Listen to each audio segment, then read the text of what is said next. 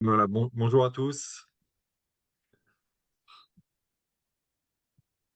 Donc, nous sommes dans la salle mathématiques et informatique, mais il y a aussi un physicien. Euh, on va laisser le temps aux participants de nous rejoindre. J'espère que le son est bon.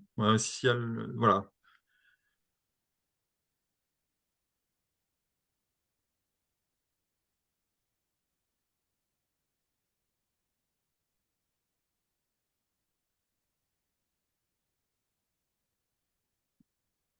Je vais peut-être Oui, commencer après à partager les diapositives, hein, parce que là, je vais refaire la.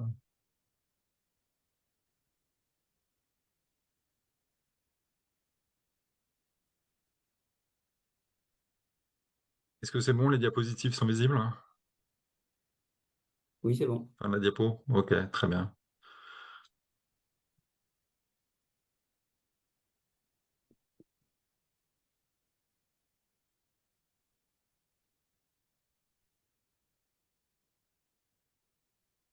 Bon, je donne encore 1 ou 2 minutes. Je vérifie que tout est bon.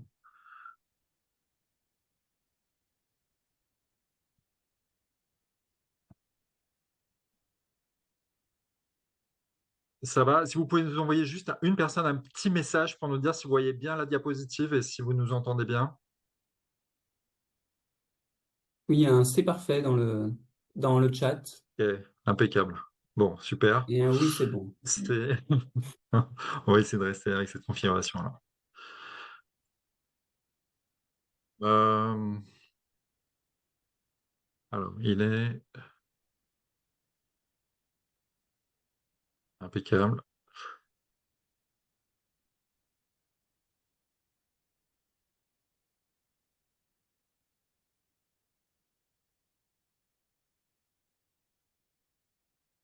Bon, on voit qu'il y a encore quelques participants qui arrivent, donc peut-être que je peux juste dire un mot sur comment on va procéder, et puis après on va démarrer.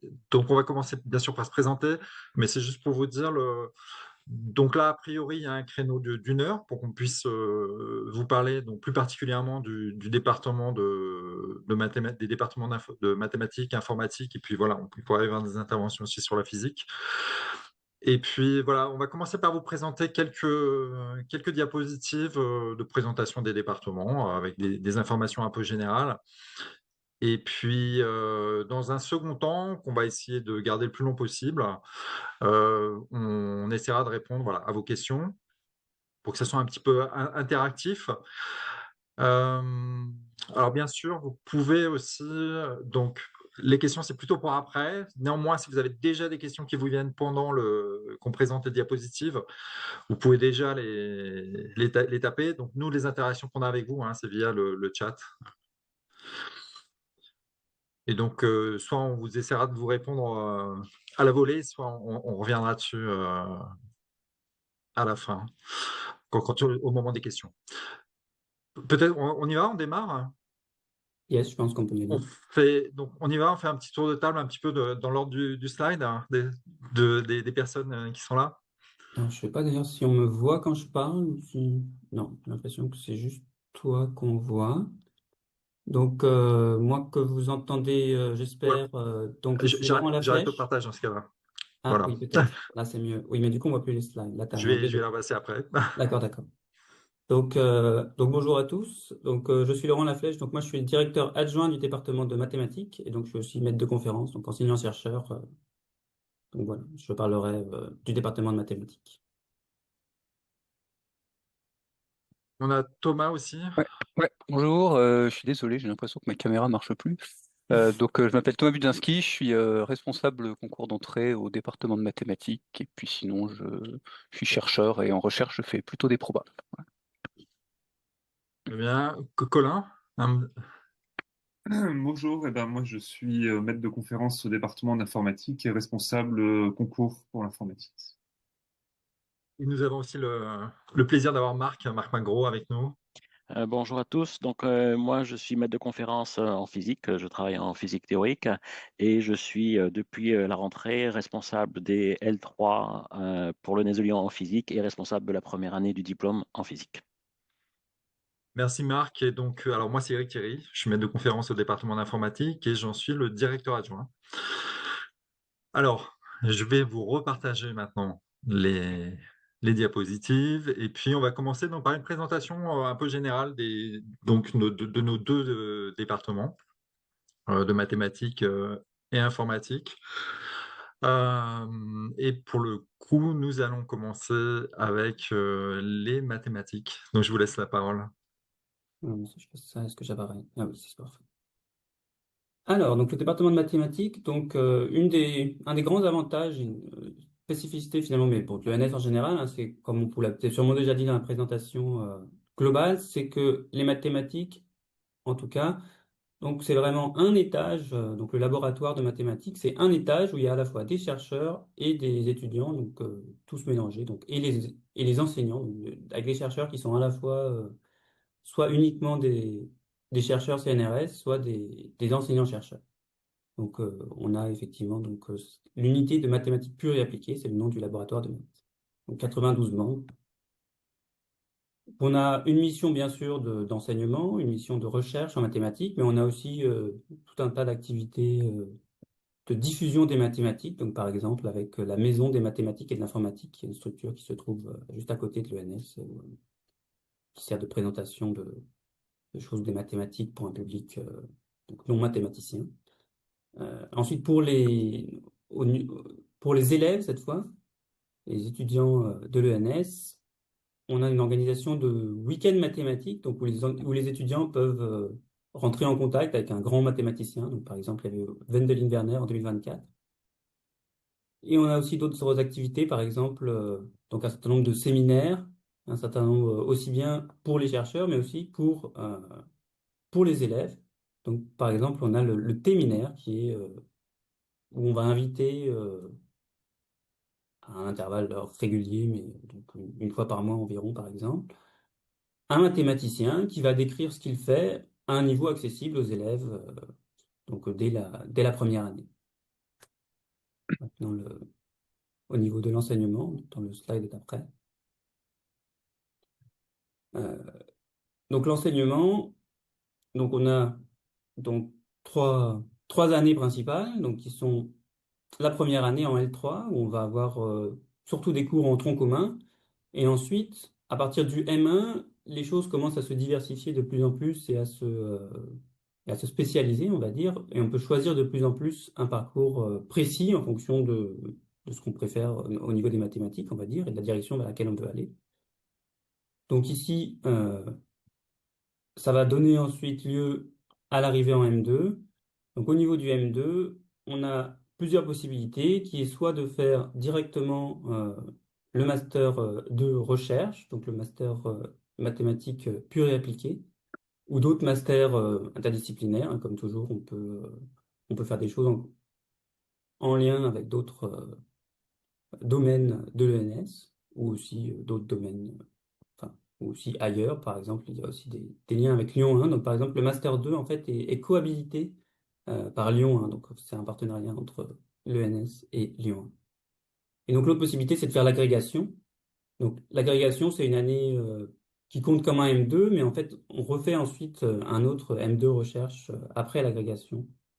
Donc, ce sont deux choses qui s'ajoutent. Donc, c'est l'année en plus de l'ENS. Hein, donc c'est un cursus en 4 ans.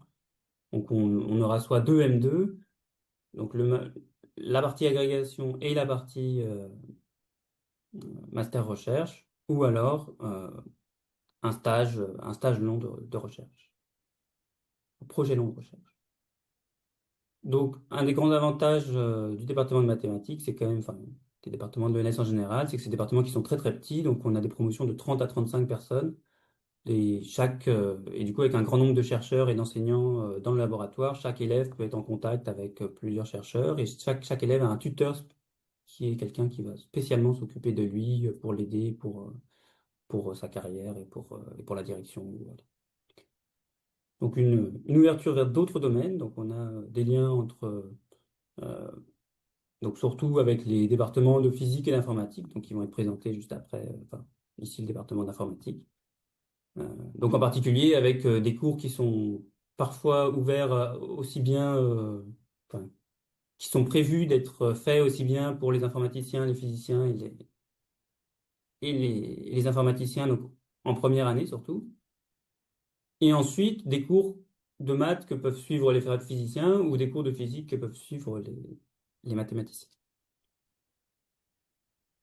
Et pour finir, donc, on a un certain nombre de doubles diplômes. Donc ça, c'est donc des passerelles, donc des moyens de pouvoir aussi faire de la recherche et de l'ingénierie, finalement, par exemple, donc avec des doubles diplômes avec Télécom Paris, les mines de Paris et Centrale.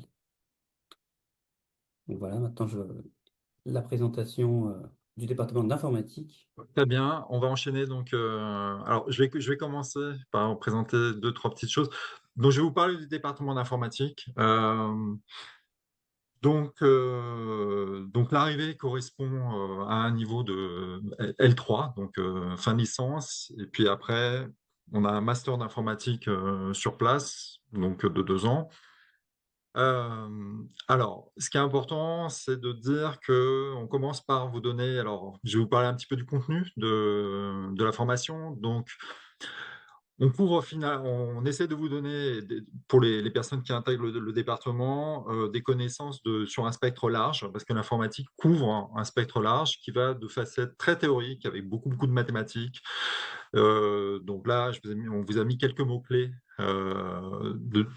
de thèmes qu'on retrouve en informatique théorique, vraiment sur les fondements.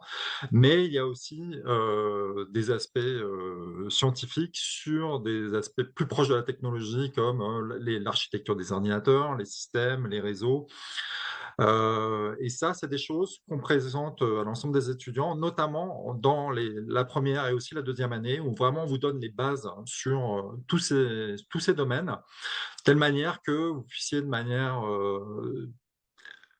la plus en étant le mieux informé possible, vous spécialisez ensuite selon les disciplines qui vous intéressent le plus. Et puis évidemment, on tient compte, on suit l'actualité, et notamment les avancées scientifiques sur des domaines plus particuliers. Et donc là, on vous a mis notamment des domaines que l'on couvre dans l'information, qui sont liés à des choses que vous pouvez entendre dans les médias. Donc notamment tout ce qui est autour de l'IA. Alors quand on dit IA, hein, on parle de tout ce qui est lié au machine learning, apprentissage, et puis derrière, il y a des réseaux de neurones dont on parle beaucoup et qui a un impact très fort sur la société. Et puis en ce moment aussi, c'est une période où il y a des avancées très importantes en informatique quantique. Il se pose aussi toutes les questions, notamment en lien avec l'énergie.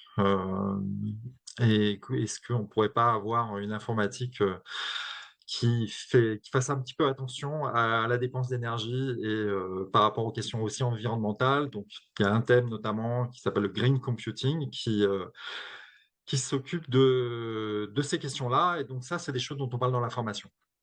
Alors, il y a un mot qui revient beaucoup sur ce slide, c'est l'informatique enseignée comme science. Donc ça aussi, c'est quelque chose d'important. Alors, pourquoi est-ce qu'on insiste un petit peu là-dessus?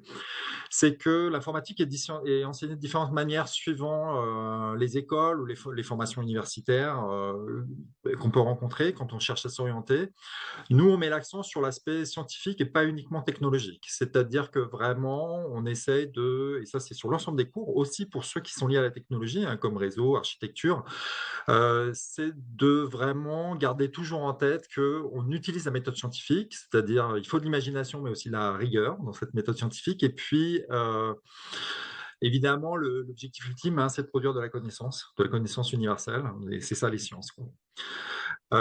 Ensuite, pour donner, alors dans la petite liste qui est en dessous, quand on parle de formation par la recherche, il y a des choses dont vous avez dû entendre parler si vous avez suivi la présentation générale avant voilà, qui a été donnée de l'ENS, des ENS en général. D'ailleurs, c'est quelque chose qui est propre à tout le réseau des ENS.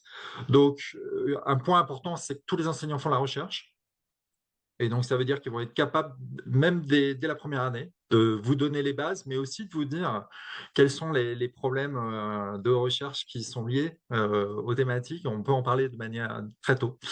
Ensuite, voilà, comme le département de mathématiques, alors à l'ENS Lyon, de l'ENS de Lyon, le département de mathématiques est au 4e étage. Nous, on est au 3e étage, donc juste en dessous, mais on partage les salles d'enseignement. Et les salles d'enseignement, elles sont au milieu de ces laboratoires. Et donc ça veut dire que, mine de rien, c'est un environnement très favorable où vous côtoyez des chercheurs au quotidien, juste en allant en cours.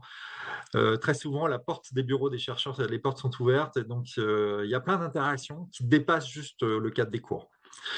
On a mis un petit mot sur le fait qu'on a aussi, donc il y a bien sûr le laboratoire, les enseignants de l'ENS de Lyon, mais il y a aussi parmi nos enseignants des enseignants qui sont des chercheurs.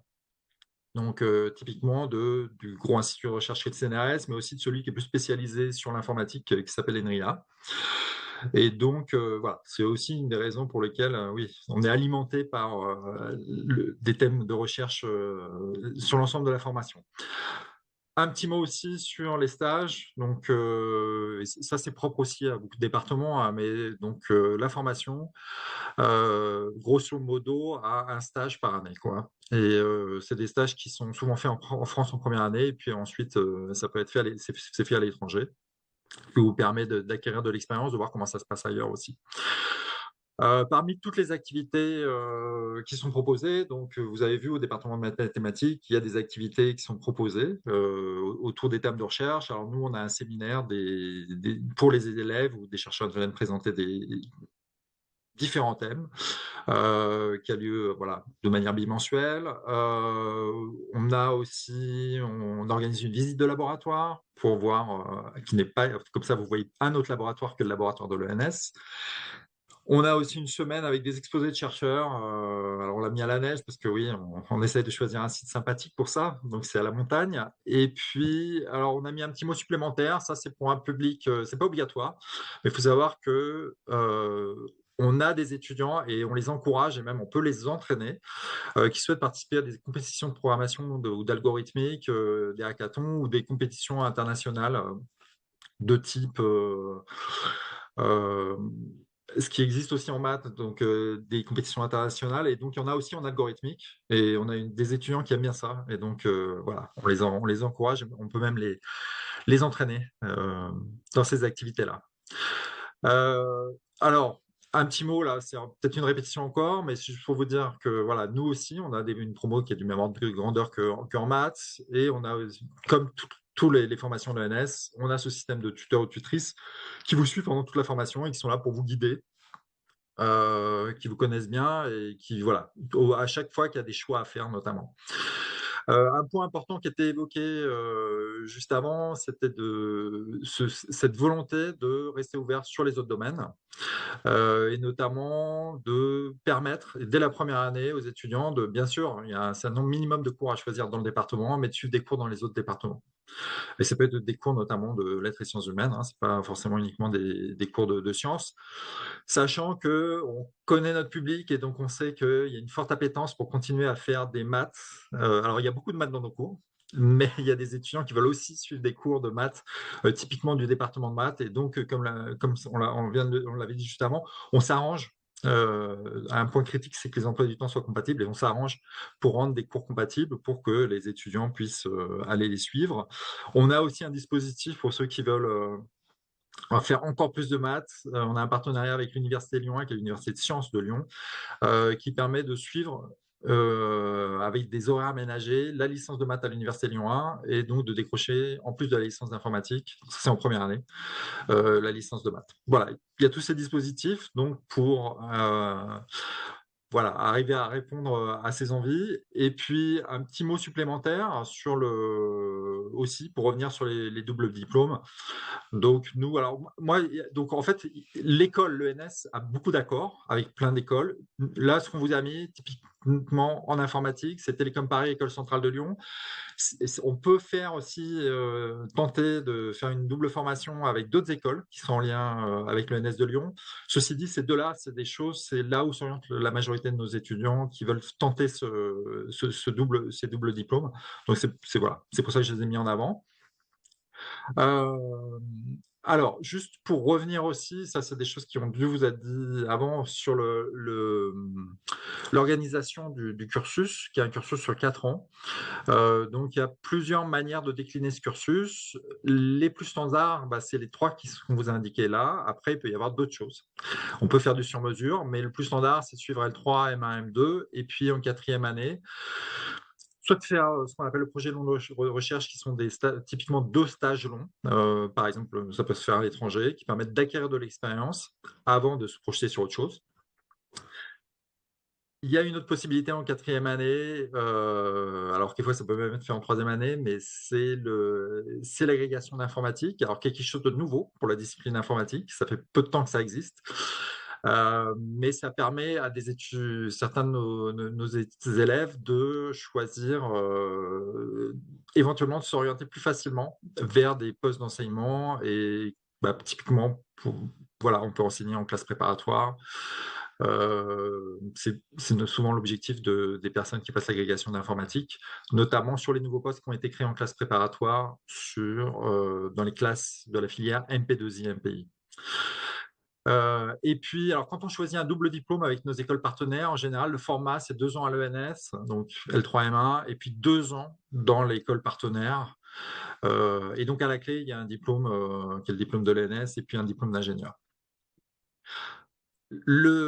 Alors, ce qui est très souvent la prolongation des études des 4 ans, c'est la grande majorité de nos étudiants fait un doctorat. Et c'est même le cas d'ailleurs pour des étudiants qui font l'agrégation. Mais en tout cas, le doctorat, c'est quelque chose auquel finalement notre formation prépare pour arriver fort et puis pour faire un doctorat dans les meilleures conditions possibles. Et donc le doctorat, c'est 3 ans supplémentaires. Et puis, si on fait là à nouveau un petit peu des statistiques, et c'est aussi l'objectif des missions de l'ENS, c'est d'avoir des débouchés dans la recherche. Alors ça peut être pour avoir des postes de chercheurs à plein temps, comme des organismes comme le CNRS ou l'INRIA. Ça peut être des carrières d'enseignement pur, et donc là ça peut être au lycée ou en classe préparatoire, et puis ça peut être aussi des carrières. Donc voilà, c'est par exemple mon cas, ou le cas de Colariba, où voilà, où nous sommes des enseignants-chercheurs, ou alors nous dans le cadre d'une grande école, mais ça peut être à l'université, où voilà, notre travail se partage entre enseignement et recherche. Et puis, alors il faut savoir qu'on a aussi des étudiants qui s'orientent vers de la R&D en entreprise, sachant que le profil de normalien permet d'accéder, et notamment, alors ça peut être des startups très dynamiques, mais ça peut être aussi des grands géants, typiquement des GAFAM ou des choses comme ça. Voilà, je vous ai présenté très rapidement tous ces points. Peut-être qu'on peut dire un mot de la porte d'entrée. Alors, sur la porte d'entrée, on aura un slide sur le concours. Je vais juste vous dire un petit mot. Donc, il y a effectivement, et je laisserai la parole à Thomas et Colin juste après pour vous dire 2-3 mots sur le concours. Pour les classes préparatoires, notamment sur les filières MP, MPI. Mais j'en profite pour vous dire aussi qu'il y a un autre mode d'admission, c'est l'admission sur dossier. Alors l'admission sur dossier, les petites recommandations importantes, même si ça vous a déjà été dit, je le répète, c'est qu'il ne faut pas rater les dates de dépôt des dossiers. Donc c'est entre début mai et mi-juin. Alors pour savoir qu'est-ce qu'on met dans les dossiers, pour voir toute la procédure, on vous a mis le lien ici sur le côté, voilà, avec le mot admission. Donc, c'est sur la page web de l'ENS, tout simplement. Même si vous oubliez le lien, il suffit d'aller sur la page web de l'ENS, vous allez dans formation et il y a la page admission. Les résultats sont mi-juillet. Un mot important, c'est que voilà, ça s'adresse à tout public, donc public universitaire, public d'école extérieure, de gens qui veulent se diriger vers la recherche, qui ont changé d'avis. Bien sûr, ça s'adresse aussi aux gens qui sont en classe préparatoire et qui veulent cette solution supplémentaire au cas où ils ne seraient pas admis. Ils peuvent intégrer sur dossier. Et alors, juste une mention importante sur un dispositif qui a commencé l'année dernière et qui est reconduit cette année, dont on a dû vous parler avant, mais j'en reparle à nouveau, qui s'adresse, alors c'est à la fois pour les mathématiques et l'informatique, ce sont les bourses de Witt-Moret, qui seront attribués alors, au moment pour les personnes qui sont admises sur dossier. Donc, au moment de la candidature, donc c'est pour voilà, les normaliennes étudiants. Donc, c'est voilà, pour les candidates féminines. Ce qui se passe, c'est qu'au moment de d'admission sur dossier, il y a une petite croix à cocher, si vous voulez. Donc, le conseil, c'est bien sûr de cocher cette croix. Si vous voulez aussi candidater sur ces bourses qui sont d'un montant de environ 1 000 € par mois sur l'ensemble de la scolarité, hein, c'est-à-dire sur les 4 ans. Donc, c'est un dispositif qui est intéressant et voilà, qui peut aider, rendre les études confortables. Donc, ne pas hésiter à candidater à ces bourses quand on candidate sur dossier. Alors, les liens, voilà, on vous a mis le lien vers l'admission, le lien vers le département de mathématiques, d'informatique. Tous ces liens sont aussi, on peut naviguer à partir de la page web de l'ENS. Je laisse tout de suite la parole à Thomas et Colin. Je vous laisse commenter. Donc, c'est un petit slide sur la structure du concours à l'heure actuelle. Tu veux bien commencer, Thomas, ou je commence si tu veux? Oui, non, je peux commencer. Bon, alors sur le concours, j'imagine que beaucoup d'entre vous êtes déjà un peu renseignés sur le sujet. Bon, donc le concours a pas mal connu d'évolution ces dernières années avec l'apparition de la filière MPI. Donc, ouais, un truc sur lequel on insiste, c'est que a priori, dans chacune des deux filières MP et MPI, il y a un concours qui débouche naturellement sur le département de maths, un concours qui débouche naturellement sur le département d'info, et sauf exception, c'est dans le département auquel vous accédez par le concours que vous ferez votre première année. Voilà, donc en filière MP, vous avez un concours à dominante maths qui permet d'accéder au département de maths ou de physique, et un concours à dominante info qui permet d'accéder au département d'info, et puis pareil pour la filière MPI. Voilà, je ne sais pas s'il y a grand-chose d'autre à dire sur le concours. Dans ce cas-là, peut-être que Euh, Colin, vas-y. Colin, peut-être compléter pour la partie info. Effectivement. Oui, donc peut-être une petite note, c'est que au niveau de la filière MP, nous on est la seule ENS à avoir gardé une voie, un concours informatique. Euh, donc c'était une nouveauté 2025 qu'on soit la seule ENS à avoir gardé ce concours informatique sous la filière MP. Ça s'est bien passé le concours, on est content. Donc si ça continue comme ça, on prévoit de continuer dans cette voie.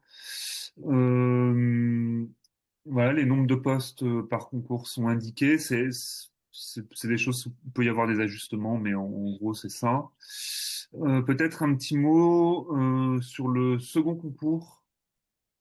Donc Philippe Audier a évoqué le Allez-y. second concours dans la présentation générale. Et c'est vrai que là, on n'a pas dans les slides. Et donc le second concours, il est ouvert aux personnes qui sont issues de filières universitaires, enfin qui ne sont pas passées par classe prépa. Et donc c'est un concours donc pour les disciplines scientifiques uniquement. Et on choisit 2 disciplines, majeures et mineures, parmi maths, physique, informatique. Je crois qu'il y a biologie, géologie et chimie, il me semble. Et typiquement, les paires, on voit beaucoup de paires maths info avec l'une en mineur et l'autre en majeur. Euh, et je pense que pour des personnes issues de filières universitaires qui veulent faire une candidature sur dossier, c'est très bien de candidater au second concours aussi. Il n'y a pas énormément de place, mais il y a 7 places en tout, c'est mélangé entre toutes les disciplines scientifiques. Mais le département de maths recrute pratiquement tous les ans dessus. Nous, on recrute pas tous les ans, mais de temps en temps. Et c'est très bien de postuler à ce concours parce que si on rentre sur ce concours, on a le statut de normalien élève, c'est-à-dire qu'on est fonctionnaire stagiaire. Donc on a la bourse, si vous voulez. Peut-être à propos du second concours, c'est bien d'insister là-dessus. Peut-être dire un mot sur les dates, Colin. Oui, les dates. Alors, je vais mettre le lien là dans le chat. Donc, les dates, c'est l'inscription, c'est du 2 février au 16 mars. Et les pages explicatives sont accessibles depuis la page admission de l'ENS. On trouve toutes les informations. Voilà. Donc, Les écrits sont début juin, les oraux début juillet. Voilà. Voilà, donc là, à nouveau, hein, comme pour les dépôts de dossier, donc les dépôts de dossier, c'est plus tard, hein. Mais là, si vous voulez vous inscrire, faut pas rater, quoi. Ne ratez pas les dates. Donc là, on vous a donné la fenêtre. Euh, pour les concours, vous vouliez ajouter quelque chose ou c'est bon? Non, si ce n'est que des choses qui sont connues de tout le monde, c'est-à-dire que si vous voulez vraiment rentrer à l'ENS et que vous êtes en classe prépa, passez le concours, et si vous n'êtes pas pris au concours, c'est pas forcément grave, candidatez sur dossier. Donc les dates de candidature sur dossier sont extrêmement importantes. Voilà, faut pas s'embêter puisqu'on n'a pas encore les résultats, hein, quand on candidate sur dossier, donc il faut le faire d'une certaine manière en parallèle. Euh, bon, peut-être Marc Marc Magro, si tu étais là pour la physique, est-ce que tu voulais Oui, dire quelque chose? oui. Alors moi, j'interviendrai peut-être plus s'il y a des questions. Je vais revenir et insister donc sur ce qui a dit, donc sur ce qui a été dit déjà sur qu'il y a la compatibilité des enseignes, des emplois du temps pour certaines matières. Ça va même, par exemple, juste pour donner un exemple, en département de physique, on a même un horaire spécifique qui était pour faire des travaux dirigés, donc des exercices que pendant d'ailleurs 5 ans j'ai moi-même fait pour la mécanique quantique et autre chose qui est la mécanique analytique et relativité restreinte. Et s'il y a des questions spécifiques, j'y répondrai bien sûr. Donc peut-être plutôt Merci. repasser sur les questions qui ont été posées dans le chat. Allez, on peut se lancer. Donc, c'est le moment. Alors, vous avez déjà commencé à poser des questions et vous pouvez continuer à en poser. On va Je peux dérouler un peu. répondre à une question sur le second concours ici, parce que je sais que j'interagis régulièrement avec Philippe à ce sujet-là. Donc, il y a une question, est-il possible de se présenter au second concours en ayant fait seulement une première année de prépa, puis une L2, L3? Alors, le second concours, il y a les règles qui sont annoncées très clairement, mais si vous regardez les règles, et en particulier ce qu'il y a sur Banque École, et je vais donner le lien, il y a écrit qu'il y a une possibilité de dérogation. Et donc, vous pouvez demander une dérogation. Évidemment, si vous êtes loin de l'esprit des règles, c'est-à-dire que les dérogations, elles servent si vous n'êtes pas dans la lettre des règles. Euh, mais si vous êtes loin de l'esprit des règles, votre dérogation sera refusée. Mais si vous n'êtes pas exactement dans les règles, mais dans l'esprit, votre dérogation peut être considérée. Je ne peux pas répondre plus, je peux m'engager à rien, c'est pas moi qui regarde les demandes de dérogation, mais voilà. Faut C'est prendre en vrai que ça me compte. paraît être un cas un peu limite où C'est un cas limite, mais par c'est pas exemple, évident de répondre. je peux pas répondre, mais par exemple, un cas qui m'a été mentionné par des personnes qui sont impliquées dans l'attribution des dérogations, c'est si on fait par exemple un an de prépa en, en Cagne, en hypocagne, et puis qu'après on va en fac de maths. Évidemment, cette année de prépa va pas vraiment compter si on passe le second concours en maths. Mais je peux pas répondre plus précisément parce que voilà. Mais n'oubliez pas que voilà, il y a les règles, la lettre des règles, l'esprit des règles et la possibilité d'avoir des dérogations, mais une dérogation ne vous est jamais due. Hein. Ça, je veux dire, c'est pas de droit, c'est juste que. Voilà. Ok.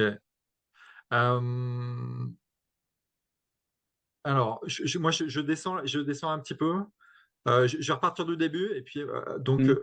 là, je voyais, peut-on faire une demande en 3,5 et en 5,5 sur dossier à l'ENS? Si on n'a pas l'ENS en 3,5, c'est en mathématiques.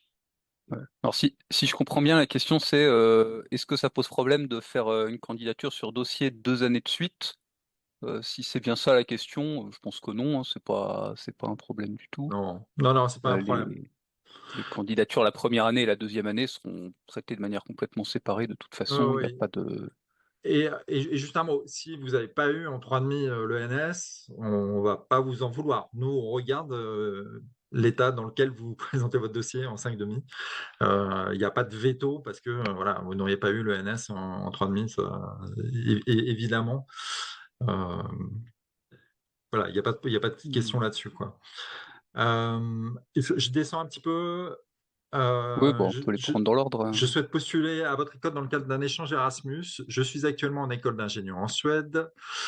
Et donc, je me demande quels sont vos critères de sélection dans ce cadre. Et donc, son école, donc votre école, a une collaboration avec la nôtre, donc avec le l'ENS de Lyon. Euh, alors ça, les critères de sélection, en fait, je peux me permettre de répondre et puis vous compléter. Les critères de sélection. Donc, c'est vraiment, ça va être typiquement vos résultats scolaires. Ça va être aussi, pour faire bref, si vous avez des lettres de recommandation, ça va être les lettres de recommandation, et ça va être aussi votre lettre de motivation, c'est-à-dire le projet que vous souhaitez réaliser en venant à l'ENS, sachant que voilà, quelquefois on a des surprises parce qu'on a des gens qui demandent des choses et malheureusement on ne peut pas leur offrir ce qu'ils demandent. Donc dans ce cas-là, ça ne va pas. Donc voilà, il faut qu'il y ait cette adéquation. Là, pareil, il faut bien faire attention aux dates parce que pour les échanges Erasmus, voilà, il y a aussi un calendrier qui est très particulier.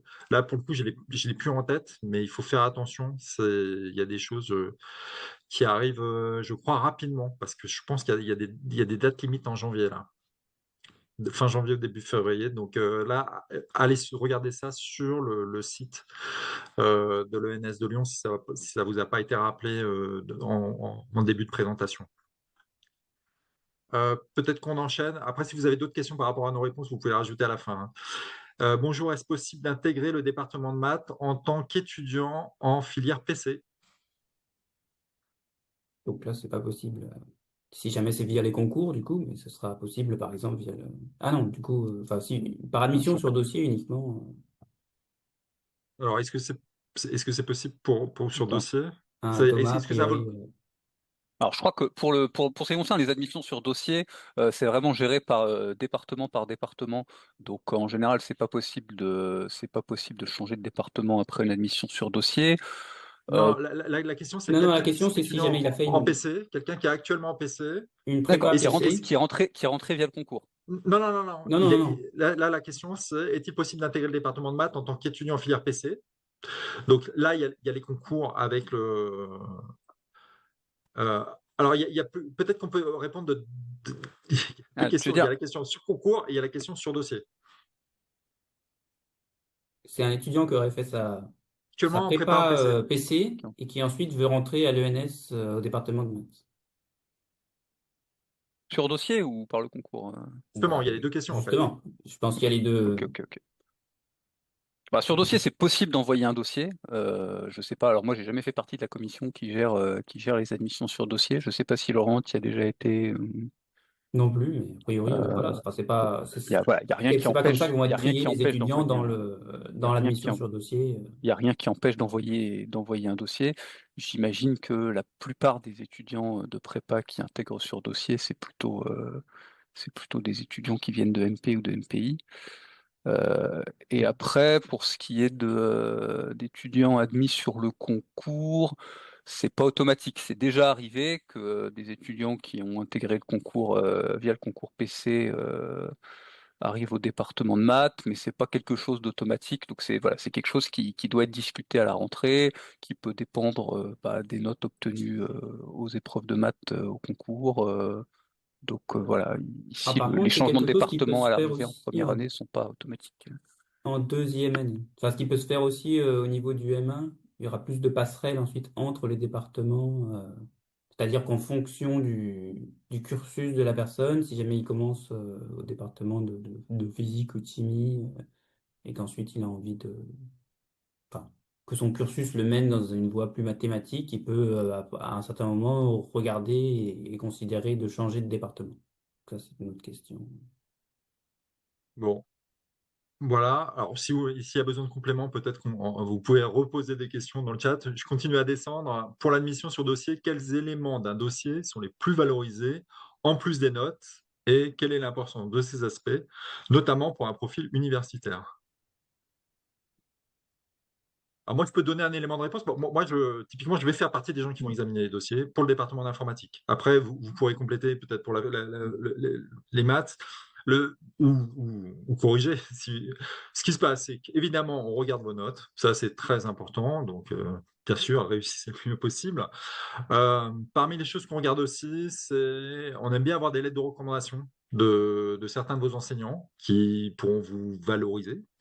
Euh, Autre chose encore importante, c'est un peu comme quand je parlais du dossier Erasmus avant, la lettre de motivation va être essentielle, puisque si vous venez dans UNS, on a une formation qui est quand même particulière. Donc, il est important qu'on sache pourquoi vous voulez venir, ce que vous cherchez. Donc, ça, c'est quelque chose, voilà, qu'il y ait une adéquation. Et ça, c'est important. Donc, voilà. Alors là, vous pouvez dire ce que vous voulez, hein, dans une lettre de motivation. Euh, Nous, on est aussi sensible quelquefois, alors je parle de l'informatique, mais aussi, alors j'allais dire les hobbies, c'est quand même en lien avec les études. Si par exemple, vous avez fait des projets personnels, par exemple, vous développez des logiciels, que ça pour le plaisir ou dans un cadre plus général, par exemple dans le cadre de logiciels libres ou des choses comme ça, mettez-le dans le dossier. À la limite, si vous avez des choses publiques que nous, on peut aller voir, vous mettez votre GitHub ou votre archive qu'on peut aller regarder, quoi. Un autre aspect, c'est si vous participez à des compétitions de programmation, des compétitions de mathématiques, des choses comme ça, qui sont en lien finalement avec la discipline, bah ça nous intéresse aussi. Et puis voilà, donc ça c'est la partie un peu CV.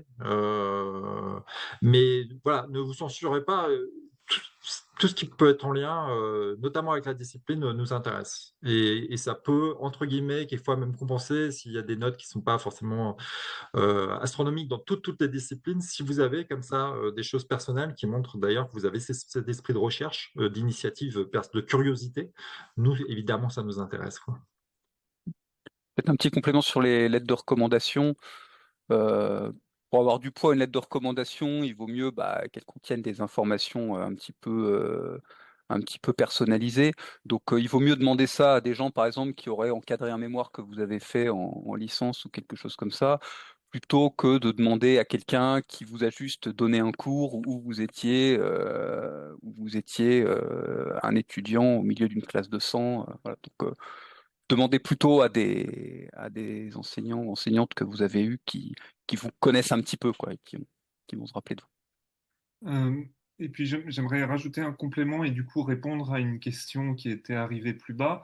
C'est que oui, on peut candidater au second concours et sur dossier pour les étudiants de filière universitaire. Et à ce propos, dans le second concours, il y a une épreuve de projet. Et cette épreuve de projet, faut présenter un travail. C'est un peu dans l'esprit d'un TIPE. Mais ça veut dire que si vous êtes étudiant universitaire et que vous avez un projet scientifique que vous construisez de la bonne manière, ça peut à la fois vous servir de projet au second concours et aussi de matériel supplémentaire que vous donnez à votre candidature sur dossier. Il peut y Très avoir des bien. synergies Ouais. intéressantes. Voilà. Après, il faut que ce soit des projets qui aient une bonne valeur scientifique. Donc, il vaut mieux peut-être être encadré ou être un peu peut-être guidé par Mm. des enseignants-chercheurs. Vous irez beaucoup plus loin. Mais, euh, mais pensez-y. Très bien. Peut-être qu'on passe à la question suivante. Ouais. Concernant la bourse pour les normaliennes étudiantes, quels sont les critères pour en bénéficier? Suffit-il juste d'être accepté sur dossier? Alors, moi, je peux répondre ce qui s'est passé l'année dernière. Il suffit d'être accepté sur dossier, euh, puisque voilà, il y avait suffisamment Oui. de financement pour financer toutes les étudiantes prises sur dossier. Euh, il est possible qu'on soit dans la même situation. Donc, à moins que vous n'ayez pas besoin d'une bourse, ma recommandation, c'est demander, au moment où si vous déposez un dossier pour les candidates féminines, demandez la bourse. Je veux dire, Et alors, pour demander la bourse, on on demandera pas de rajouter des pièces au dossier ou de choses comme ça. Vraiment, voilà. C'est vraiment juste une option à cocher. Donc voilà, le conseil, c'est qu'il faut il faut la demander. Et l'année dernière, voilà, ça a été 100% des étudiantes acceptées sur dossier qui ont bénéficié de cette bourse. Euh, on peut enchaîner après. Alors, c'est une question très courte. C'est si on est en BCPST, est-ce que c'est possible? Alors, j'imagine c'est d'être admis au département de maths ou d'informatique, puisque c'est notre salle. Euh, Euh, Donc je pense que la question du coup c'était, enfin, est-ce qu'on peut arriver via le second concours? Parce que je pense que ça avait été posé au moment du second concours, la question. vu que c'était, enfin, parce que par dossier, oui, c'est possible d'arriver sur dossier, enfin de se présenter sur dossier. Par contre, au niveau du second concours, c'est pour les élèves qui font pas classe préparatoire. Hmm. Donc je suis pas sûr Alors, que. on peut quand même dire un petit mot de revenir sur le second concours, et même Colin peut intervenir. Au moment du second concours, et vous me corrigez, hein, Thomas et Colin, au moment alors, si, je reprends sur BCPST. Le truc, c'est que si vous déposez un dossier, et typiquement, je prends l'informatique, si vous n'avez pas fait d'informatique suffisamment, malheureusement, ça va sur dossier, on va certainement pas vous placer parce que à moins que voilà, vous ayez une double vie et que vous ayez fait tout un tas de projets, des choses extraordinaires, parce que mine de rien, nous on démarre quand même avec un certain profil et donc voilà, vous n'aurez pas le temps de rattraper quoi. Alors après sur concours. Là aussi, je pense que si vous venez de BCPST, il y aura des discussions si vous voulez changer de département, mais un changement immédiat de département, à nouveau, à moins que vous ayez une double carrière, vous fassiez des compétitions de maths et d'info et que vous soyez des médailles d'or ou je ne sais pas trop.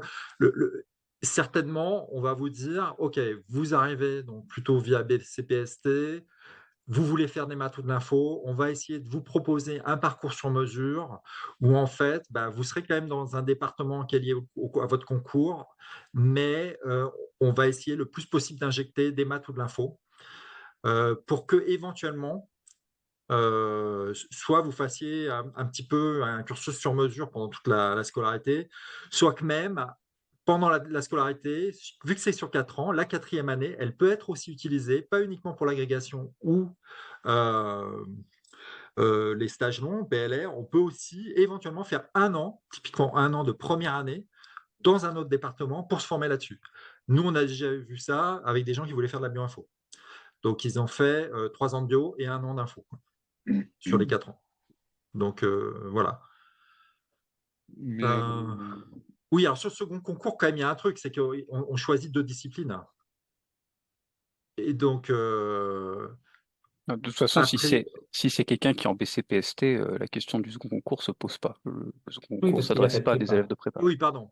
Oui, c'est CPG, oui. Bon. je sais pas, je pense que ce serait naturel que si on sort de BCPST, on ne puisse pas passer la bio au second concours. Non, non, mais il n'y a Ouais. pas de second Ouais, concours oui, non, mais si c'est tu vrai, sors de c'est prépa. vrai que voilà, il y a la Ouais. CPGE, quoi. Bon, je ne sais pas si on a répondu, mais en tout cas, voilà. Pour quelqu'un qui vient de BCPST, la chose la plus naturelle qui voudrait faire des maths et de l'info, c'est d'injecter un changement de département immédiat. Je pense que ça ne se fera pas. Par contre, injecter des maths de l'info, ça, c'est possible. Et ça peut même se faire pour des gens qui viennent d'autres types de classes préparatoires. Euh, alors, ensuite, on avance. On peut postuler au département de mathématiques sur dossier depuis la PC ou la PSI. Bon, ça, on a déjà un peu répondu tout à l'heure. Euh, on avait répondu à est-il possible de se présenter au second concours? Donc ça c'est fait. Je continue à descendre. En prenant des cours supplémentaires dans d'autres départements, est-ce qu'il est possible pour certains cours de les prendre en option ou alors est-ce qu'ils sont d'un niveau au-dessus? Alors, il y a un cas concret. Donc, par exemple, en étant à L3 maths, est-ce qu'il est possible de prendre l'UE informatique quantique de MA Info ou des exemples similaires? Bah, personne ne vous empêchera jamais physiquement de rentrer dans une salle de cours, hein. Non, je Euh, pense que la question n'était pas là-dessus. Je pense que la question était est-ce que c'est raisonnable? Ou en tout cas accessible, on va dire. Est-ce que c'est accessible? Alors, moi, je peux répondre sur le cas particulier. L3 maths et informatique quantique MA Info. Euh, pour le coup, sur cet exemple très particulier, oui, c'est possible. Euh, parce que c'est un cours d'info niveau M1, mais en fait, c'est des choses quand même très nouvelles. Il y a effectivement un fort bagage de maths, donc vous ne serez pas venant de maths, vous aurez certainement les prérequis. Euh, c'est suffisamment nouveau pour qu'il n'y ait pas trop de prérequis qui viennent de la L3 d'info. Voilà, il faudra peut-être le bosser un petit peu plus que les étudiants qui ont fait le L3 en info. Mais il y a des petits ponts comme ça, des choix de cours dans d'autres départements comme ça. Cet exemple-là, oui, c'est possible. Après, c'est au cas par cas. Et puis on peut pas forcément garantir que ça sera possible en termes d'emploi du temps. Ça, c'est une autre Je question. pense que souvent les emplois du temps sont arrangés pour que, par exemple, les élèves du département de maths puissent suivre un ou deux cours parmi les plus courants du département d'info ou de physique.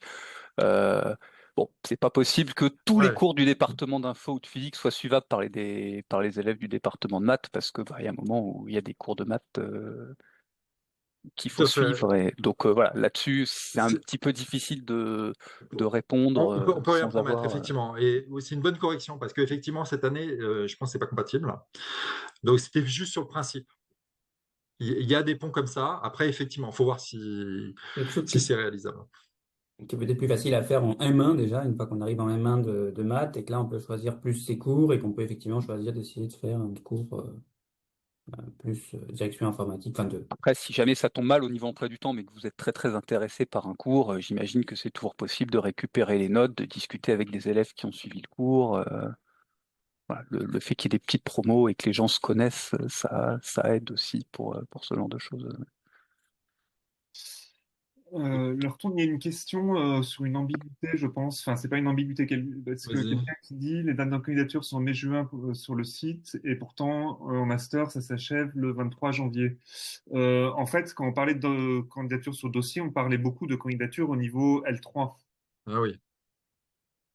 En général, quand on met en parallèle candidature sur dossier et concours, c'est qu'on parle de candidature sur dossier au même niveau, c'est-à-dire au niveau L3. Oui, En tout tout à cas, fait. moi, quand j'ai parlé de second concours et candidature sur dossier pour filière universitaire, je pensais entrer en L3 et pas entrer en master. C'est l'entrée Oui, L3 alors, qui fait le diplôme. Je ne sais pas si on a accès au diplôme en entrant en master. Alors, alors oui, certainement mais pas. si on fait suffisamment d'années, après, voilà, ça dépend des départements qui ouvrent ou pas ce genre de formation.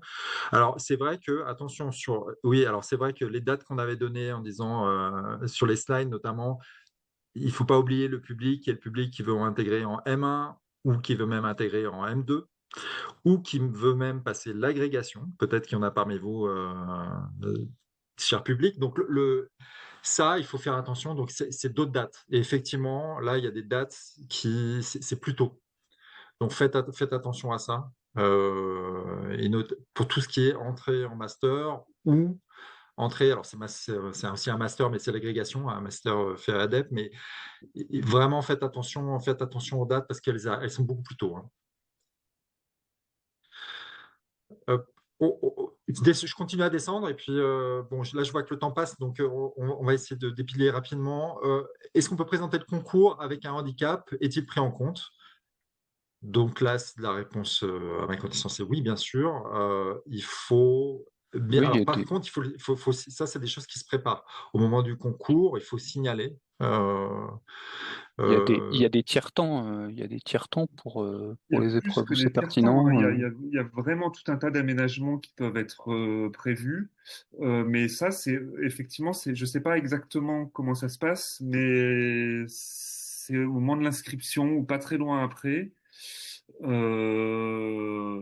Doit y avoir un document joint à l'inscription qui stipule le plan d'aménagement. Donc il y a des plans d'aménagement possibles pour le concours qui vont au-delà du tiers-temps. Je ne saurais pas vous répondre directement, mais c'est oui, il quoi? y a des aménagements possibles. Ouais, bon, pour avoir fait passer des épreuves, on a vraiment de différents types de handicaps et voilà, on s'adapte. Ce qui est très important, alors pour le coup, le moment précis où il faut déposer voilà, votre demande, je ne sais plus si c'est à l'inscription ou un peu après. Donc là, j'ai un doute. Et donc là, si les choses ne sont pas claires pour vous, on vous conseille de contacter le service concours de l'ENS de Lyon. Si dans la procédure, c'est pas clair, le moment où vous devez signaler votre handicap, c'est contacter le service concours. Ils ont une adresse email et ils pourront vous répondre très précisément. Oui. On continue. Et attendez, Oui, je réinsiste sur pardon. ce point parce que oui, on a tous fait passer des épreuves et en fait, en tant que personne qui a fait passer des épreuves, si on voit des candidats qui ont besoin d'aménagement et que nous, on n'a pas été prévenu suffisamment à l'avance qu'il y avait besoin d'aménagement, euh, et qu'on arrive avec la surprise des besoins d'aménagement au moment où le candidat vient passer l'épreuve, c'est beaucoup plus difficile que si les choses sont bien anticipées. Donc il faut vraiment, si vous avez besoin d'aménagement, contacter le service concours le plus tôt possible pour la procédure à suivre. C'est vraiment important parce que on fait tout ce qu'on peut pour vous aider, mais si on le sait au moment où vous arrivez, ben on peut rien faire, quoi, ou beaucoup moins de choses. Bon, très bien. Alors, je continue à dépiler. Dans le cas d'un refus sur concours et dossier en 3 demi, conseillez-vous de faire 5 demi ou de commencer à poursuivre en L3 magistère si on tient absolument à devenir chercheur ou chercheuse? Non, il me semble qu'au département de maths, la politique, c'est quand même plutôt dans les admissions sur dossier parmi les élèves de prépa de privilégier les élèves de 5 demi. Donc je pense que la position du département de maths, ça serait plus de recommander de faire 5 demi. Ça n'empêche pas enfin ça, voilà, ça pourra pas vous nuire de toute façon de faire un dossier en 3 demi. Mais il me semble que les collègues qui gèrent les dossiers ont plutôt tendance à privilégier les dossiers de 5 demi. Il y a, Alors, en fait, là, c'était vraiment pour quelqu'un qui a été refusé sur les deux voies en 3 demi. Et la question, c'est est-ce que ça vaut le coup de tenter en 5 demi Ah, poursuivre en L3, ah oui, ou en ailleurs. L3 à Ah, bah l'université? là, c'est à vous de décider. Oui, ça, Enfin, bon. ça dépend beaucoup du type d'éducation qu'on préfère. Enfin, c'est surtout parce que entre l'université et la prépa, c'est pas vraiment le même type d'exercice non plus. Donc, ça va être très personnel comme décision, je pense. Mais ouais, et ça change. Disons que je pense que là, il peut y avoir une différence entre département de maths et. Enfin, je sais pas, peut-être. En tout cas, pour le département d'info, on a beaucoup de stages. Et le fait d'être normalien étudiant ou normalien élève, pour les stages, ça change un peu les choses. Ça change les choses à deux niveaux. C'est d'une part, pour des stages suffisamment longs, quand on est étudiant, on doit avoir une rémunération. Donc ça peut limiter le choix de stage. Et deuxièmement, eh ben, partir en stage, ça peut coûter de l'argent et avoir une rémunération, ça peut beaucoup faciliter les choses pour partir en stage, surtout sur une scolarité sur 4 ans. Bon, Donc, c'était ce pas point-là est vraiment à la prendre en question, compte quand même, hein. Colin.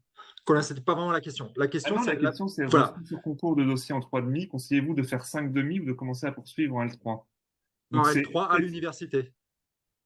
Donc, oui, si on veut devenir chercheur. oui, mais si on veut devenir chercheur, est-ce qu'il faut essayer de rentrer sur dossier le plus vite possible ou faire 5 demi pour retenter le concours? Et je pense que dans cette question, la dimension financière peut rentrer en ligne de compte. Oui, je suis assez d'accord, le fait que, au final, la scolarité sera un petit peu différente en fonction qu'on rentre dans une voie ou d'une autre à cause de ça. Alors, moi, je vais en mettre une couche en disant c'est un choix qui est vraiment très personnel.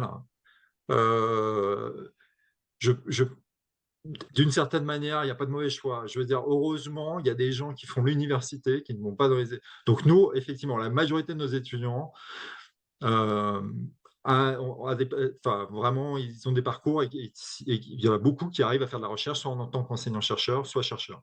Il y a pas de problème là-dessus. Par contre, heureusement, il y a des gens qui sont à l'université, qui vont faire la filière entièrement à l'université, et il y a des très très bonnes formations aussi à l'université. Et il y a des très bons masters, et donc on peut aussi devenir chercheur sans être passé par les ENS. Donc pas de catastrophisme là-dessus. Hein. Mais donc, oui, ça, c'est vraiment un choix personnel. Et puis, il y a des gens qui n'ont pas du tout envie de refaire 5,5 parce qu'ils ont trop souffert. Dans ce cas-là, il ne faut pas refaire. Il ne faut pas se forcer. Il y a des gens pour qui ce n'est pas très grave et qui, de toute façon, estiment qu'ils ne perdent pas un an à le refaire. Si vous avez la possibilité, bah, vous pouvez. Hein. Donc, c'est quelque chose de très personnel. Mais Pour les après, études, ouais. oui, juste quand même, étudiants comme élèves, suivent le cursus de diplôme de l'ENS et à la fin, on a le même diplôme. Oui, oui, oui. Non, mais je parlais vraiment par rapport à la filière complètement universitaire. Voilà, 5,5 ou passer à l'université, puisque quand on est en classe préparatoire, on a l'équivalence L1, L2. Les deux choix peuvent être valables, hein, vraiment. Pour les étudiants universitaires, est-ce que c'est possible de candidater à la fois sur dossier et sur second concours? Donc ça, on a déjà répondu, c'est oui. Auriez-vous des chiffres sur le nombre de demandes de dossiers, le nombre de personnes retenues, notamment venant de CPGE en MP étoile en mathématiques? Laurent, Thomas, les statistiques? Moi, j'ai pas de chiffres des années précédentes. Non, moi non, je suis pas Non, spécialement au courant des chiffres précis. je suis pas très au courant là-dessus. En général, c'est pas des Si choses vous comme avez ça. envie de venir Trier déposer un non plus. dossier. Non, mais bon, on va faire un truc simple parce que derrière, je pense qu'il y a la question du pourcentage, en fonction du pourcentage, de savoir si on veut venir ou pas. Si vous avez envie de venir, déposer un dossier. Si vous voulez vraiment faire une ENS, déposez des dossiers dans toutes les ENS. Voilà, c'est aussi simple que ça, quoi.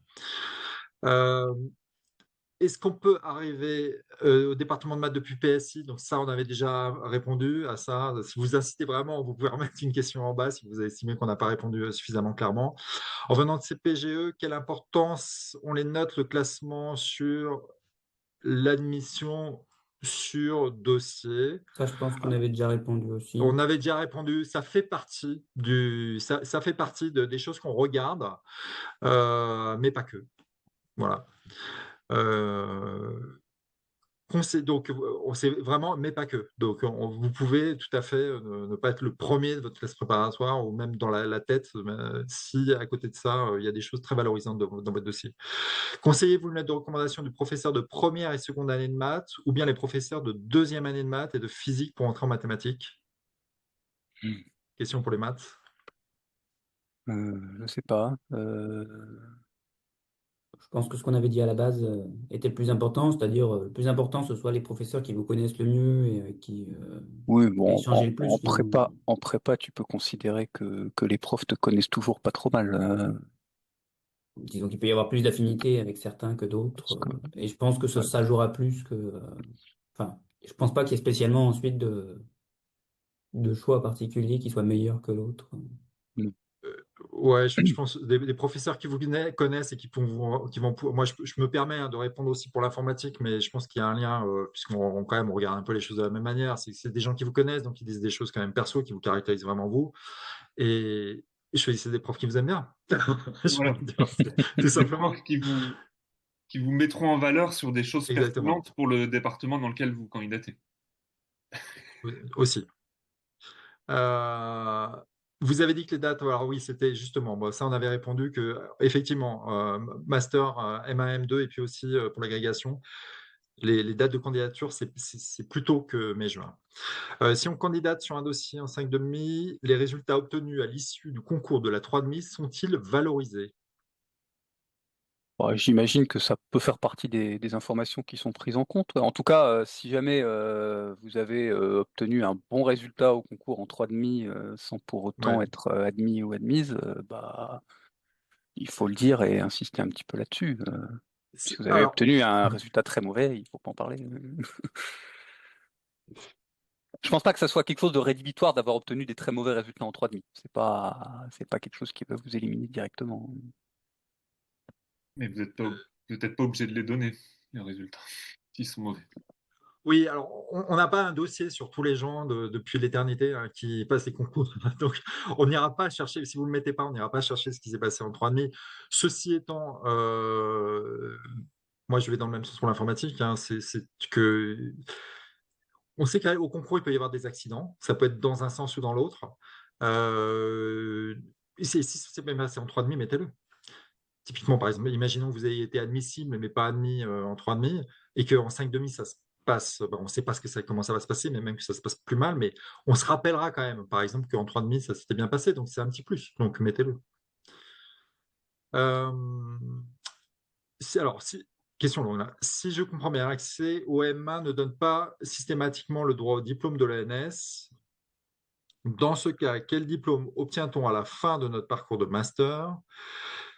Et dans ce cas, est-ce que cela veut dire qu'il y a une différence entre le diplôme de l'ENS de Lyon et le diplôme de master?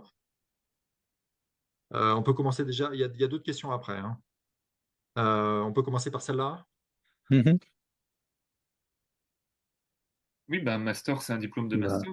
Alors, Alors, voilà. l'ENS est Ah, habilité à délivrer des diplômes de master, donc on peut avoir un diplôme de master de l'ENS de Lyon. Ce n'est pas le diplôme de l'ENS de Lyon.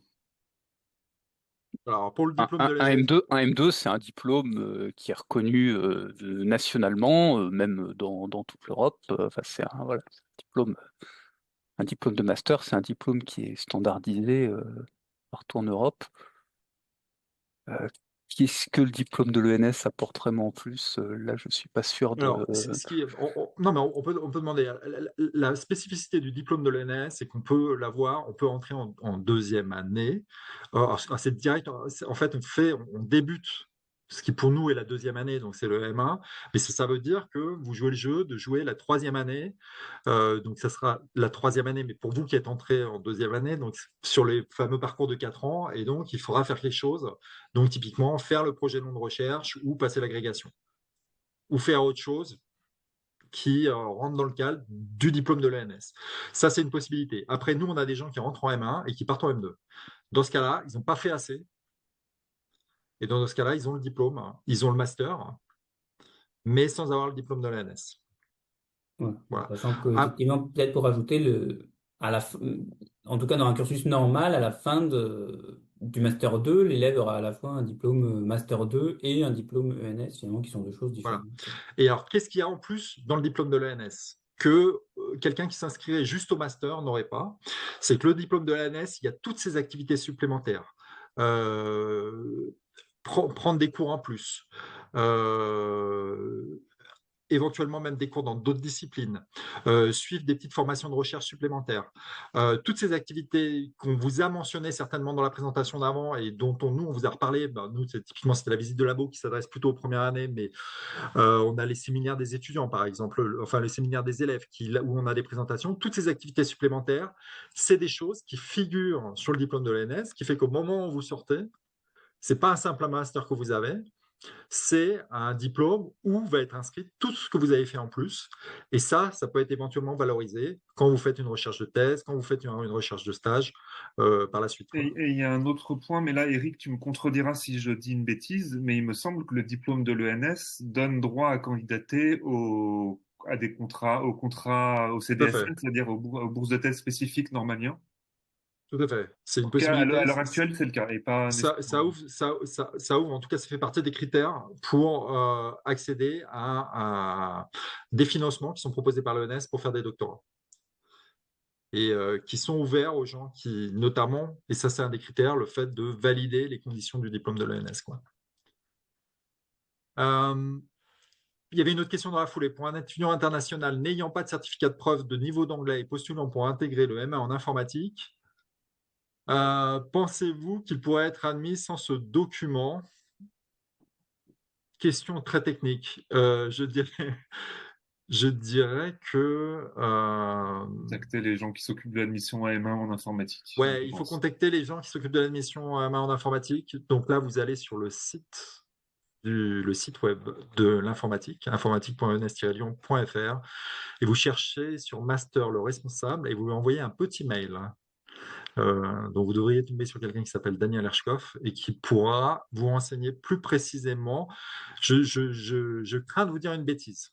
Donc je préfère que vous vous renseigniez directement auprès de lui. Donc allez voir quel est le responsable sur le site du département d'informatique et écrivez à cette personne avec votre question précise.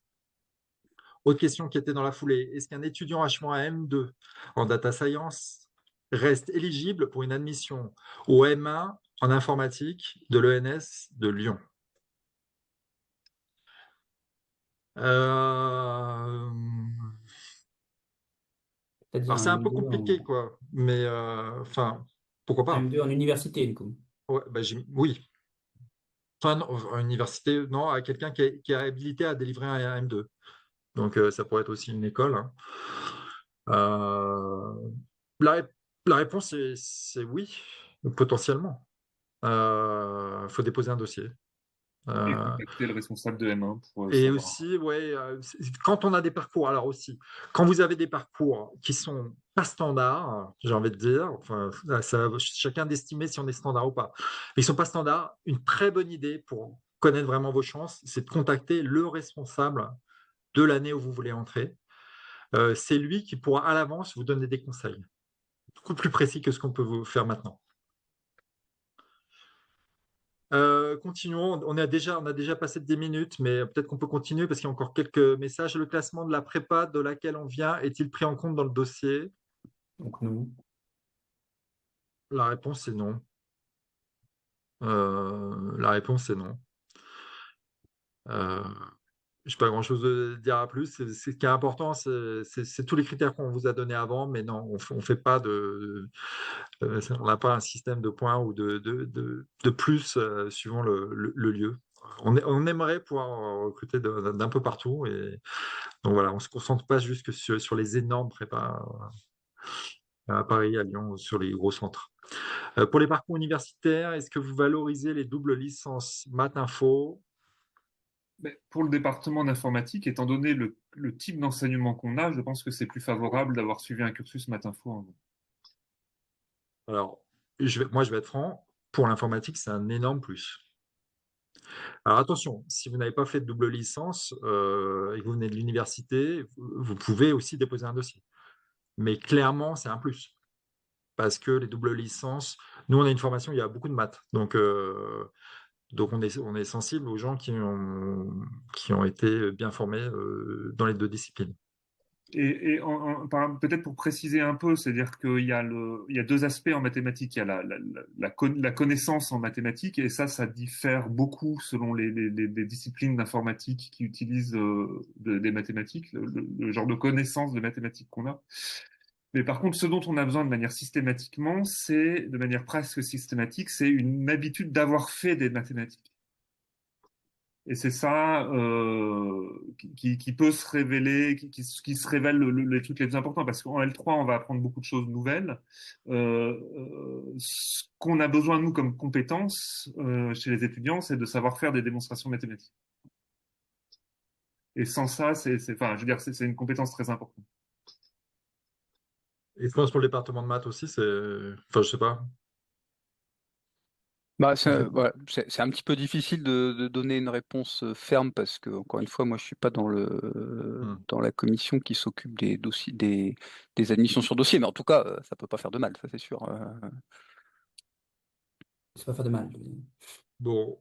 Je passe à la question suivante. Faut-il attendre les résultats des écrits fin mai pour les intégrer à son dossier s'ils sont bons?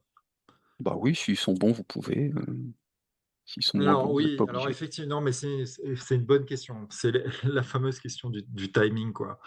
Alors c'est une question un peu infernale parce qu'en fait, effectivement, plus le dossier est complet, mieux c'est, quoi. Donc normalement, ah oui, alors c'est pour revenir un peu sur ces histoires de date, quoi.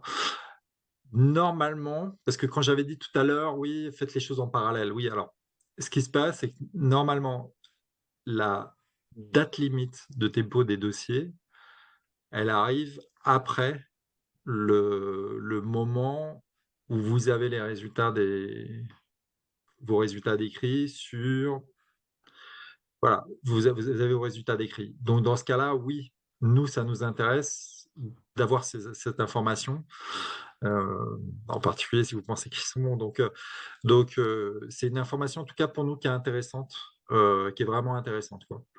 Et, euh, Et si vous êtes typiquement, nous on regarde tout, c'est-à-dire bah, peut-être que vous avez eu pas des bonnes notes finalement pour le NS, mais vous êtes quand même très intéressé par le NS, mais à côté de ça, vous avez eu des bonnes notes sur un autre concours euh, d'une autre école, j'en sais rien, mais sur les concours communs, mettez-les, parce que voilà. Bon, nous, si on veut vraiment fouiller, on aura les informations sur l'ENS, mais on n'aura pas sur les autres écoles. Donc, mettez toutes ces choses. Et donc, dans ce cas-là, oui, ça vaut le coup d'attendre. Donc, quand on dépose un dossier, nous, idéalement, on souhaiterait avoir vos résultats d'écrit. Et de manière un peu large, quoi. Donc, dans ce cas-là, attendez, mais par contre, ne ratez pas la date limite de dépôt des dossiers, quoi. Question suivante, peut-être dernière question. À l'issue Dernière de question. Oui, c'est la dernière. À l'issue de l'entrée sur dossier, normal et étudiant, le diplôme est le même qu'une entrée sur concours. Donc ça, c'est une question. Et est-ce que la différence est seulement le statut pendant les 4 années d'études? Mais ça dépend ce qu'on entend Oui. par statut. Parce qu'en fait, techniquement, officiellement, c'est le même diplôme et c'est le même statut. Simplement, il y a Bah, la version avec Alors, traitement et la version sans traitement. Ça dépend ce qu'on Là, appelle statut. il y a, Donc, il y en a qui sont fonctionnaires quand même. oui, C'est mais peut-être tout ça le qu'on monde est peut appeler normalien. statut. Donc, Tout le monde est normalien, c'est ça que je vais dire. tout le monde est oui, normalien, mais donc il y en a qui vont être fonctionnaires, sachant que fonctionnaire, c'est quelque chose, enfin, et ensuite qu'ils ont, l'engagement. enfin, c'est 10 ans d'engagement, en fait, c'est l'engagement oui, décennal. oui. Oui, effectivement, il y a une autre différence qui est que C'est pas uniquement 4 années d'études, finalement. quand vous êtes étudiant, vous signez pas d'engagement décennal.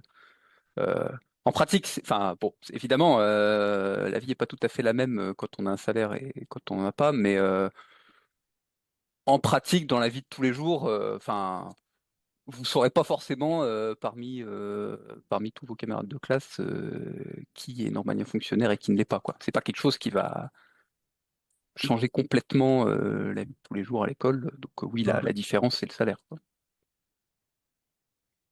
Oui, tout à fait. Donc l'école a fait très attention, et ça fait longtemps, mais il y a cette attention qui est portée vraiment à ce que, effectivement, il y a cette différence fonctionnaire, pas fonctionnaire. Donc il y a le fait d'être fonctionnaire, donc quand on est en son concours, effectivement, bah, il y a cette rémunération, mais qui s'accompagne de l'engagement décennal. Alors, pour la grande majorité des étudiants, il n'y a pas de souci avec l'engagement décennal, hein, parce qu'en fait, vous voyez que c'est quand même des études longues, donc déjà, ça mange une grosse partie des 10 ans. Et ce qui se passe, c'est que, bon, en plus, la grande majorité est très contente de pouvoir continuer au moins un début de carrière dans le monde académique. Donc, ou dans des choses qui sont liées, qui rentrent dans le cadre de l'engagement décennal, donc il n'y a pas de souci là-dessus. Mais donc, pour le reste, vraiment, c'est les mêmes formations et on vous considère complètement pareil. Nous aussi, nous, les enseignants aussi, ne savent pas forcément, au quotidien, les enseignants ne savent pas qui a été pris sur dossier ou qui a été pris sur concours.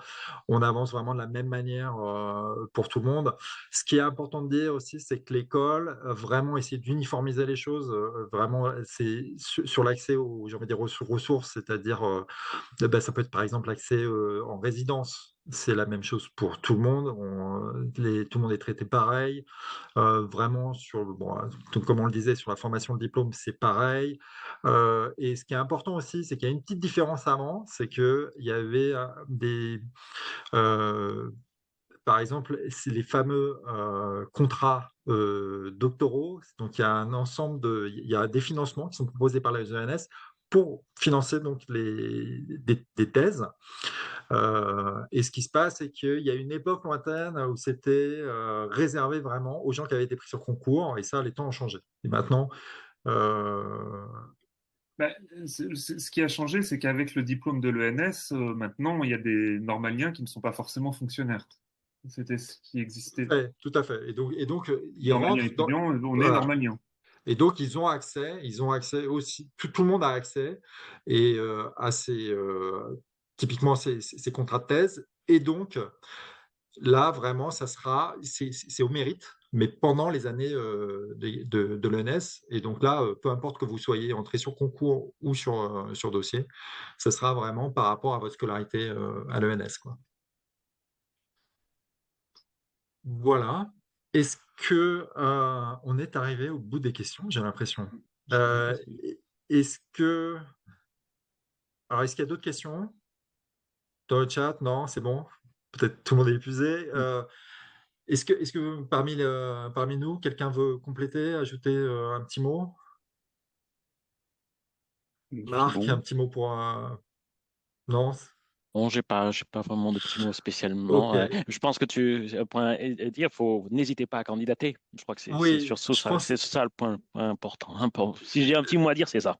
Oui, mais je pense que ça peut être un bon mot de conclusion, en fait. Et puis faites bien attention aux dates. Allez chercher Ouais, les c'est dates ça. sur le site parce qu'il y a beaucoup, beaucoup de voies d'entrée différentes entre les différents niveaux d'entrée qui ont des différentes dates. Et n'hésitez pas à contacter les responsables de formation. Et une des choses aussi, c'est que donc c'était enregistré donc toute cette Oui, session et donc elle sera retransmise, je crois, sur le YouTube de l'ENS de Lyon. tout à Ouais, fait. ça sera mis en ligne d'ici quelques jours. Vous pourrez vous la repasser ou la transmettre à d'autres personnes. Si, tout à fait, ça sera oui, sur la chaîne YouTube de l'école qui a sa propre chaîne. Bien, bon, ben, merci. Donc merci à tous les, ben, déjà de notre côté, à tous les participants, et puis ben, merci à vous, participants du public. Euh, voilà, donc vraiment, n'hésitez pas à candidater et contacter les. Donc vous avez toutes les informations sur le site web, hein. Donc, n'hésitez pas à contacter des responsables s'il vous reste des questions et sur l'admission à l'ENS de Lyon et tout ce qu'on peut y faire. Merci, bonne soirée à Bonne tous. soirée à Bonne tous. soirée à tous. Bonne soirée.